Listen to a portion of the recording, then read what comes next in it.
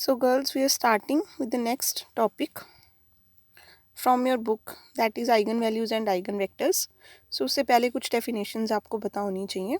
So सबसे पहले I am starting with the linear combination of vectors. What is a linear combination of vectors?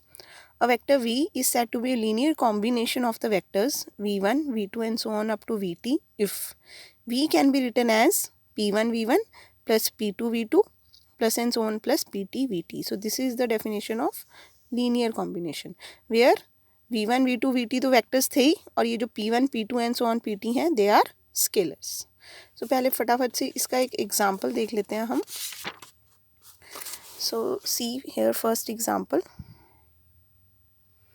Write the vector v as a linear combination of the vectors v1 v2 and v3. तो इसको आपने linear combination लिखना है इन तीनों vectors का.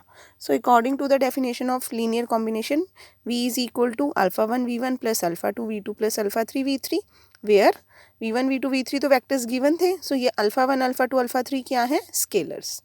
सो यहाँ पे हम alpha one alpha two alpha three की जगह जैसे डेफिनेशन में P one P to P three था वो भी लिख सकते हैं, बट द थिंग इज़ ये लिखना ज़रूरी है for some scalars alpha one alpha two and alpha three.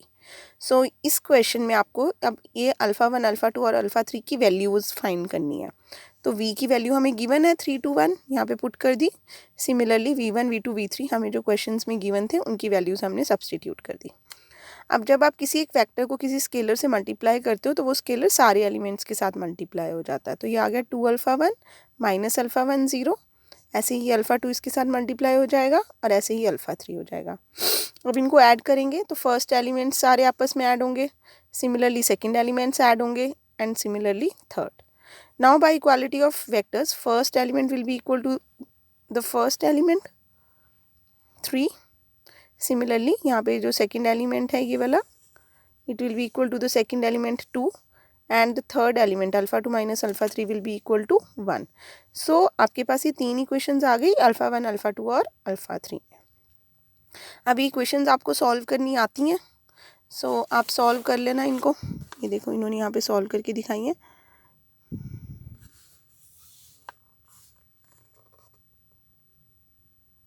Multiplying number 3 by 2 and adding it to number 2 we get. So ये देख लेना ये सॉल्व कैलकुलेशंस हैं. So calculations part I am skipping for you. So calculate करके आपके पास alpha two की value आ गई 11/9, अल्फ़ा वन आ गया 8/9 एंड अल्फ़ा थ्री आ गया 2/9. So v can be written as 8/9 v1 plus 11/9 v2 plus 2/9 v3 where these are scalars. So v is a linear combination of these vectors. So I hope आपको linear combination की definition clear होनी चाहिए कि क्या होती है. So now आपके पास है linearly dependent set of vectors and linearly independent set of vectors क्या होता है. तो आपने देखा if you have a set v1 v2 and so on vt of vectors, now they are linearly dependent if there exists t scalars p1 p2 and so on pt not all 0 such that linear combination p1 v1 plus p2 v2 plus and so on plus pt vt is equal to 0 where 0 is a n vector with all components 0. So basically अगर आपके पास vectors हैं और हम उनके linear combination को जो कि अभी हमने डेफिनेशन की, सो v1 v2 and so on vt का जो लीनियर कॉम्बिनेशन है वो है p1 v1 plus and so on plus pt vt. अगर लीनियर कॉम्बिनेशन इक्वल टू 0 है such that at least one of the scalars मतलब p1 से लेके pt तक एक भी स्केलर आपको नॉन ज़ीरो मिल गया, then these vectors are said to be linearly dependent. On the other hand, any set of vectors which is not linearly dependent is called linearly independent. और अगर आपके पास जो linear combination p1 v1 and so on p2 v2 is equal to 0 है, if and only if all the scalars are 0, that is जितने भी scalar p1 से लेके pt तक हैं, अगर वो सारे स्केलर्स 0 हैं तभी उन वेक्टर्स का लीनियर कॉम्बिनेशन 0 हो सकता है. That means the vectors are linearly independent. But if not all the scalars are 0, that means एक भी अगर नॉन ज़ीरो मिल गया हमें such that the linear combination is 0, then the vectors are said to be linearly dependent. So let us further see some examples of this.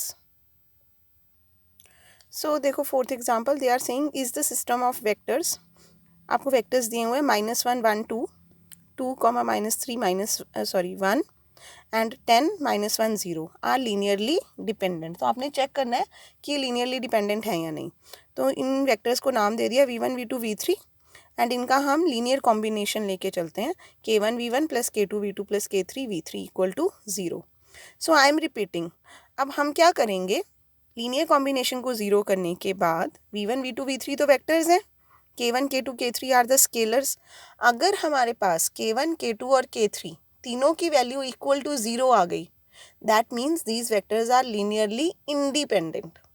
On the other hand if any one of k1 k2 k3 मतलब तीनों में से एक भी अगर हमें non zero मिल गया, so the vectors will be linearly dependent. So क्या किया हमने, देखो v1 की वैल्यू पुट कर दी v2 की और v3 की एंड इज इक्वल टू 0, क्योंकि यहाँ पे v1 v2 v3 जो है वो 3 डिमेंशनल वेक्टर्स हैं. दैट मीन्स थ्री एलिमेंट्स हैं हर एक वेक्टर के. तो राइट हैंड साइड पे भी जो 0 है उसके भी 0, that can also be written as 0 0 0 in the similar way.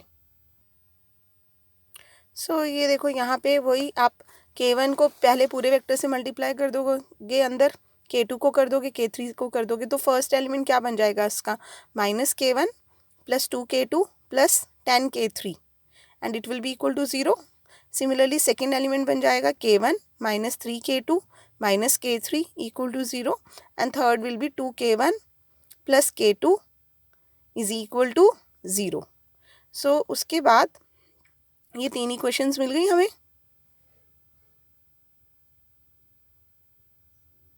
First equation is -k1 plus 2k2 plus 10k3 equal to 0. Second equation is k1 -3k2 minus k3 equal to 0 and the third is 2k1 plus k2 equal to 0.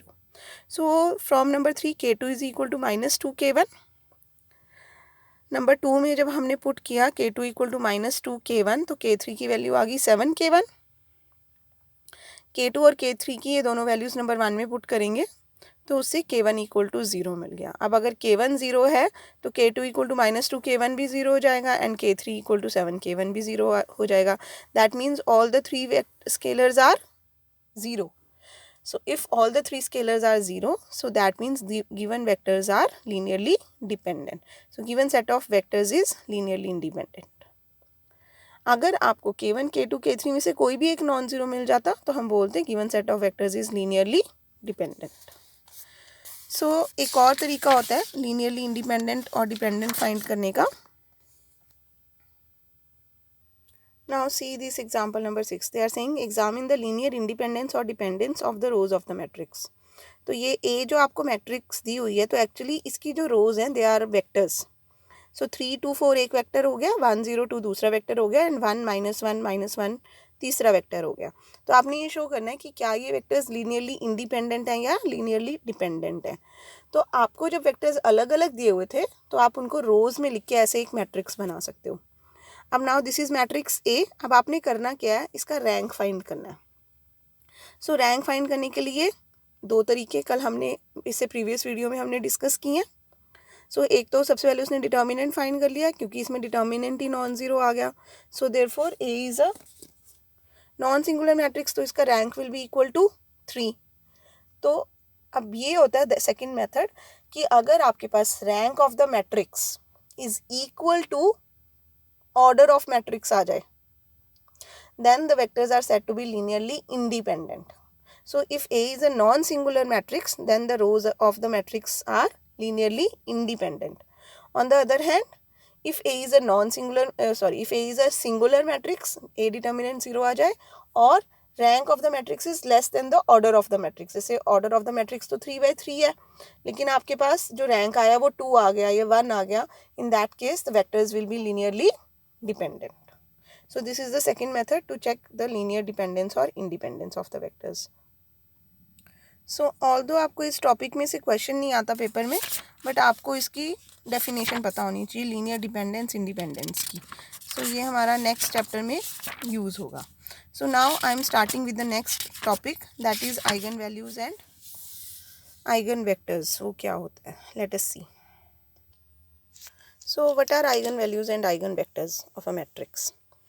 Late A be a square matrix. So ये ज़रूरी है जो हम eigen values और vectors find करते हैं ये square matrix के ही होते हैं. So let A be a square matrix of order n over a field f. A scalar lambda belongs to f का मतलब होता है belongs to the set of fields. So set of fields क्या होता है, that is beyond your scope. So आप समझ सकते हो कि कोई रियल नंबर होता है because set of real numbers is also a field. So a scalar lambda is called an eigenvalue of A if and only if there exists a non-zero n by 1 column matrix capital X. So capital X आपके पास एक column matrix है of order n by 1. क्योंकि column matrix है तो 1 column है और n कहाँ से आया, क्योंकि A जो थी that is a square matrix of order n. So X is a column matrix such that AX is equal to lambda x. So जब हम AX equal to lambda x लिख रहे हैं तो A is the square matrix जिसके हम eigen values और vectors निकालेंगे. Lambda is known as the eigen value and X is the eigen vector. So the non-zero column matrix X is called the eigenvector of the matrix A corresponding to the eigenvalue lambda of A.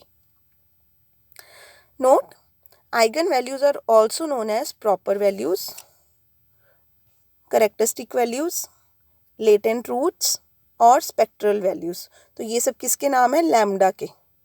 Similarly, eigenvectors are also called the proper vectors, characteristic vectors, latent vectors और spectral vectors. तो question में by chance वो आपको बोल दें find the spectral vectors of the given matrix, तो आपको लगेगा स्पेक्ट्रल वेक्टर्स क्या होता है. तो ये सब same eigen values and eigen vectors के डिफरेंट नेम्स हैं जो आपको पता होना चाहिए. सेकेंड नोट है the set of characteristic roots of a matrix A is called the spectrum of the matrix A.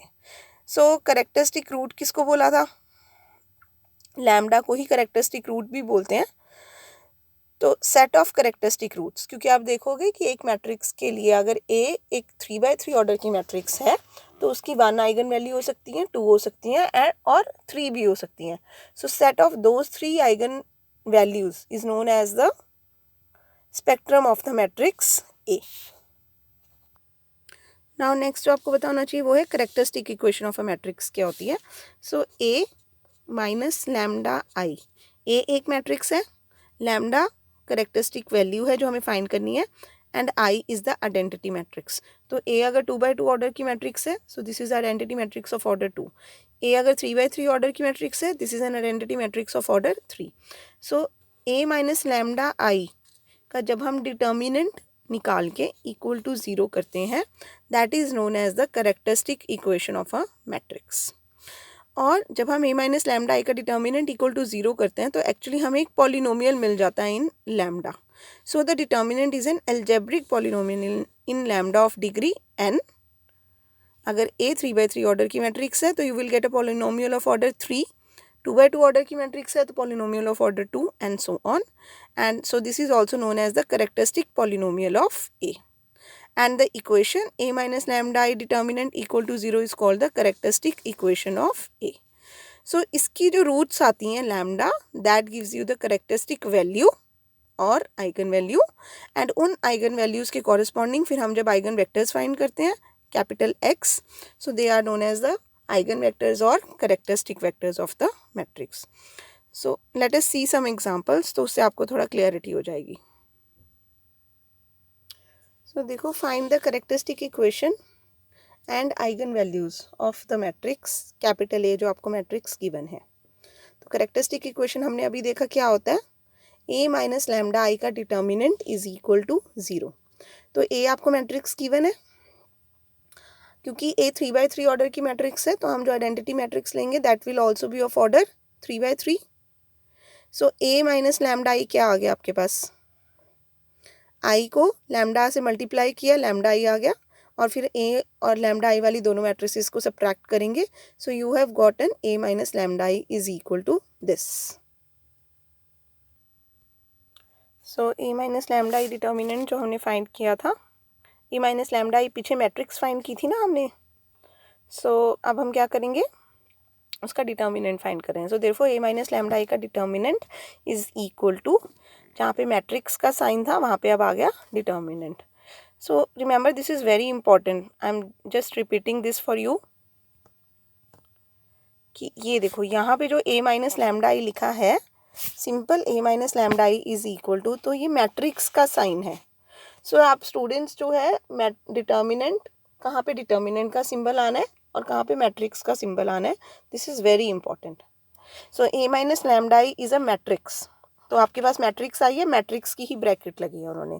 So therefore a minus lambda I is equal to this, and now here a minus lambda I का determinant is equal to, तो अब matrix की जगह determinant का symbol आ गया. सो अब ये determinant आपको फाइंड करना आता है. सो इन्होंने डिटर्मिनेंट फाइंड कर दिया, 2 माइनस लैम्डा इंटू उसका माइनर माइनस 2 इंटू उसका माइनर प्लस 0 इंटू उसका माइनर. सो 0 के साथ कुछ भी मल्टीप्लाई करेंगे तो 0 होगा. सो माइनस सॉल्व करके they are finally getting this is equal to minus lambda cube plus 13 lambda minus 12. So as I told you, a minus lambda I determinant will give you a polynomial equation in lambda. So now the characteristic equation is given by a minus lambda I का determinant is equal to 0. तो जब आप polynomial को equal to कुछ कर देते हो तो वो equation बन जाती है. So we are getting minus lambda cube plus 13 lambda minus 12 is equal to 0. So क्योंकि ये क्यूबिक इन लैम्डा है इक्वेशन, तो इसको सॉल्व करने के लिए hit and trial method use होता है फर्स्ट रूट निकालने के लिए. फिर क्वाड्रेटिक आ जाती है, तो क्वाड्रेटिक इक्वेशन के रूट्स निकल जाते हैं. सो हिट एंड ट्रायल मेथड में क्या होता है कि आप लैम्डा को 1 2 3 -1 -2 -3 ये सब सब्सटीट्यूट करके देखते हो. तो जब इन्होंने सबसे पहले लैम्डा को 1 ही पुट कर रहे हैं तो वो इस इक्वेशन को सेटिस्फाई कर रहा है. So that means lambda is equal to 1 is a root of this equation. अब 1 अगर एक रूट पता लग गई तो अब आई डोंट नो आपको ये हॉर्नर्स मेथड आता है कि नहीं आता. देखो हॉर्नर्स मेथड में क्या किया इन्होंने, अभी समझ लो ध्यान से, बहुत इजी मेथड होता है ये. आपको जो इक्वेशन दी हुई थी cubic, lambda cube -13 lambda plus 12 is equal to 0. So देखो लैम्डा क्यूब का कोफिशिएंट था 1,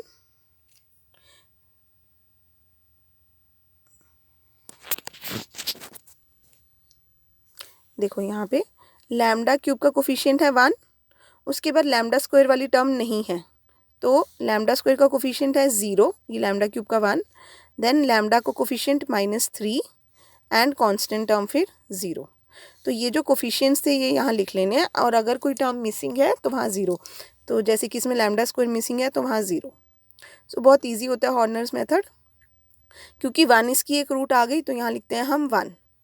अब आपने क्या करना है, 1 as it is first number, इन दोनों को मल्टीप्लाई करेंगे. So 1 into 1 is equal to 1. फिर इनको ऐड कर देना है, 0 + 1 इज़ 1. अगेन इसको इससे मल्टीप्लाई करके 1 इंटू 1 इज़ 1 नेक्स्ट एलिमेंट के नीचे. फिर इनको ऐड कर देना. सो -13 + 1 इज़ -12. अगेन -12 को 1 से मल्टीप्लाई करके नेक्स्ट नंबर के नीचे, एंड देन दोनों को ऐड करना है. तो क्योंकि ये रूट होती है तो यहाँ पे रिमाइंडर हमेशा 0 आ जाता है. तो अब आपके पास जो नई इक्वेशन बनती है वो यहाँ से बनती है. सो नई इक्वेशन बन गई lambda square 1 into lambda square, क्योंकि वो क्यूबिक थी ना तो अब स्क्वायर में बनेगी. So 1 into lambda square plus 1 into lambda -12 is equal to 0. So क्योंकि क्वाड्रेटिक इक्वेशन हमें सॉल्व करनी आती है, सो अब -12 के फैक्टर्स बन जाएंगे 4 एंड -3. तो ये हमारे पास आ गई lambda is equal to 3 and -4, और एक ऊपर से आ रहा था 1. So therefore characteristic roots of the matrix A are 1 3 and -4 which are the eigen values of A. So I hope this is clear to you. एक और मेथड, अगर आपने एक और एग्जाम्पल डिस्कस करना है, find the characteristic roots and the spectrum of this matrix. तो ये भी 3x3 ऑर्डर का है. ये आइडेंटिटी मैट्रिक्स, लैम्डा से मल्टीप्लाई किया आइडेंटिटी मैट्रिक्स को, ये a minus lambda I matrix आ गई. So the characteristic equation of a is a minus lambda I का determinant is equal to 0. So इस मैट्रिक्स का डिटर्मिनेंट इज इक्वल टू 0. क्योंकि ये आपके पास अपर ट्राइंगुलर मैट्रिक्स बन रही है, तो अपर ट्राइंगुलर मैट्रिक्स में determinant is equal to product of the diagonal elements हो जाता है. तो यहाँ से डायरेक्टली आ गया 1 minus lambda into -4 minus lambda into 7 minus lambda is equal to 0. So ये यहाँ से that means lambda is equal to 1 और -4 not or and 7. So lambda is equal to 1, -4, 7 are the characteristic roots of the given matrix. So the spectrum of the matrix A is 1, -4 and 7. So हमने किया था set of the eigenvalues gives us the spectrum of the matrix. So now let us see how to find eigenvectors.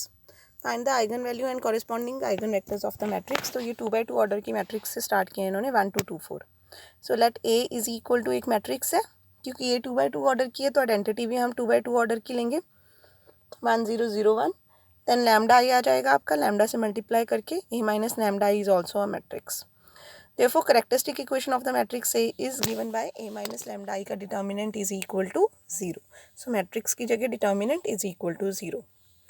So 2 by 2 order की matrix है ये. So quadratic in lambda आपके पास equation बन गई. Lambda square minus 5 lambda equal to 0. Lambda common लिया, so lambda into lambda minus 5 equal to 0. So lambda is equal to 0 and 5 are the eigen values of A. Now we have to find the eigen vector. So eigen vector हमने अभी definition में देखा था that eigen vector capital X is a column matrix of order n by 1. So here also the eigen vector capital X will be a column matrix of order 2 by 1. तो हमने उसके elements suppose कर लिए x और y.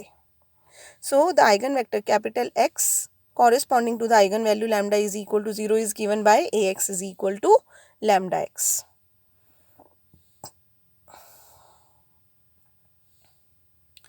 और lambda की value put कर दी उसने.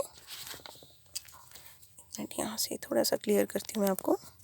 देखो हमने क्या था, eigen vector is given by A X is equal to lambda X. इसको मैं ऐसे भी लिख सकती हूँ ना, A X minus lambda X is equal to 0. और ए माइनस लैम्डा अगर मैं चाहूँ कि ये एक्स में कॉमन ले लूँ ऐसे.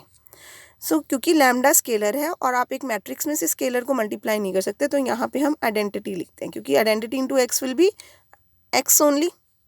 सो एक्चुअली में जब हमने आइगन वेक्टर निकालना होता है तो हम आप देखोगे आगे यही यूज़ करेंगे, a minus lambda I into X is equal to 0. So a minus lambda I का determinant is equal to 0 gives us the characteristic equation.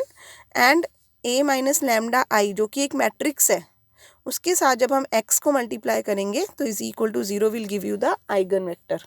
सो इसी को यूज़ किया उसने. आप ax equal to lambda X लिख लो या a minus lambda I into x equal to 0 लिख लो. सो ये देखो ये basically a minus lambda I पे ही आ रहे हैं, क्योंकि लैम्डा की वैल्यू 0 0 और 5 थी ना, तो पहले 0 वाली ली, तो यहाँ लैम्डा को 0 पुट कर दिया, तो we are left with A X is equal to 0. So अब ये देखो a जो हमें क्वेश्चन में गिवन था,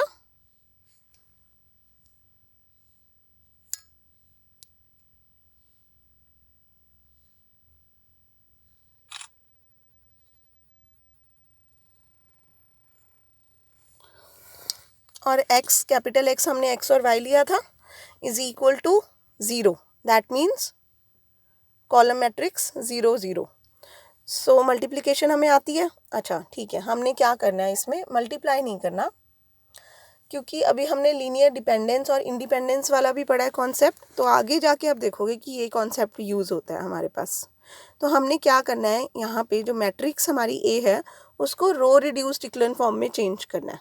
सो रो रिड्यूस्ड इक्लन फॉर्म में चेंज करने का मतलब है कि हमारे पास जो फर्स्ट कॉलम में 1 और 2 है, उसमें से हमने 2 को 0 बनाना है. So that is why they are using the operation R2 changes to R2 minus 2R1 लिखना था, उसने गलती से R1 लिख दिया. सो R2 माइनस 2R1. सो R2 माइनस 2R1 करने से क्या हुआ, 1 2 रह गया. अब देखो ये लाइंस इंपॉर्टेंट है, यहाँ पे ये पढ़नी है आपने अच्छे से. Now the coefficient matrix of these equation is of rank 1. Therefore these equations have only 2 minus 1 is equal to 1 linearly independent solution. Thus there is only one linearly independent vector corresponding to the eigenvalue 0. These equations can be written as x plus 2y is equal to 0. So हमने linear equations वाला chapter पढ़ा, उसमें हम ax is equal to b solve करते थे ना linear equations. So वहाँ पे A was the coefficient matrix.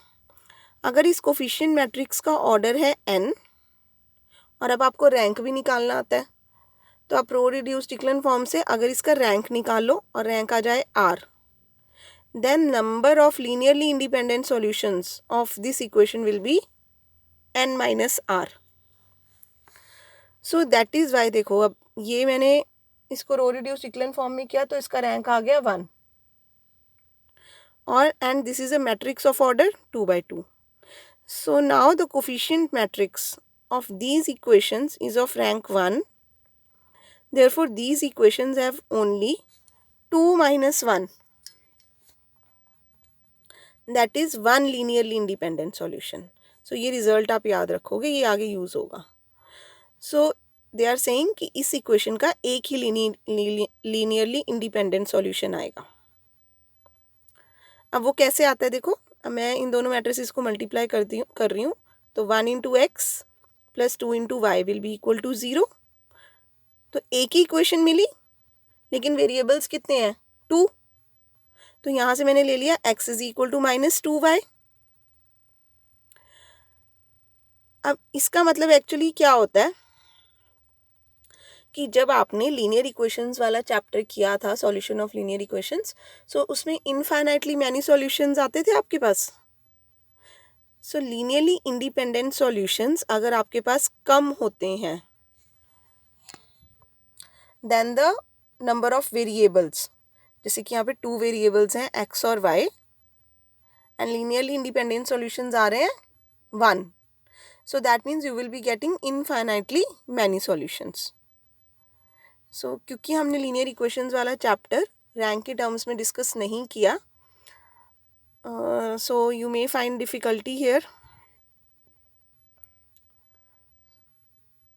चलो ये एग्जांपल पहले कंप्लीट करते हैं. सो हम क्या करते हैं, x is equal to minus 2y, तो हमने y को 1 पुट किया and x is equal to minus 2.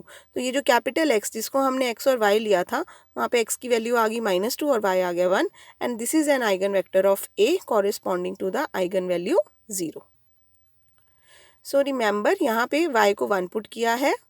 अब y को 0 के अलावा, क्योंकि हमने नॉन ज़ीरो सॉल्यूशंस फाइंड करने होते हैं, तो अब y को 0 के अलावा कुछ भी पुट कर सकते हो. मैं y को -1 पुट कर सकती थी, -1 कर लेती तो x 2 आ जाता, तो 2 -1 भी ठीक है इसका आंसर. मैं y को 2 पुट कर देती तो x -4 आ जाता, तो वो भी ठीक है. लेकिन इन जनरल हम हमेशा इस वाले वेक्टर को 1 पुट कर लेते हैं. तो y1 और x -2, this is an eigen vector corresponding to the eigen value 0.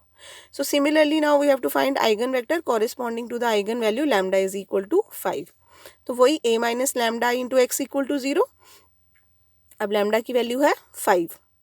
So ये जो आपने यहाँ पे a minus lambda he find किया है, यहाँ पे आप लैम्डा की जगह 5 पुट कर दोगे. तो 1 minus 5 is -4 and 4 minus 5 is -1. तो ये आपके पास बन गया. अगेन इसको रो रिड्यूस्ड इक्लन फॉर्म में लाने के लिए सेम चीज़ करनी पड़ेगी. R2 changes to R2 plus 2R1. तो ये दोनों 0 0 बन गए. सो that means rank is again 1. So same lines आप लिख सकते हो यहाँ पे. अब इक्वेशन क्या बन गई, 2x minus y is equal to 0. और मैं यहाँ से ऐसे लिख सकते हो या y is equal to 2x लिख सकते थे. तो अब मैं x को 1 करूँगी तो y 2 आ जाएगा. सो 1 कॉमा कैपिटल X ही लिखोगे. So 1, 2 is eigenvector corresponding to eigenvalue 5.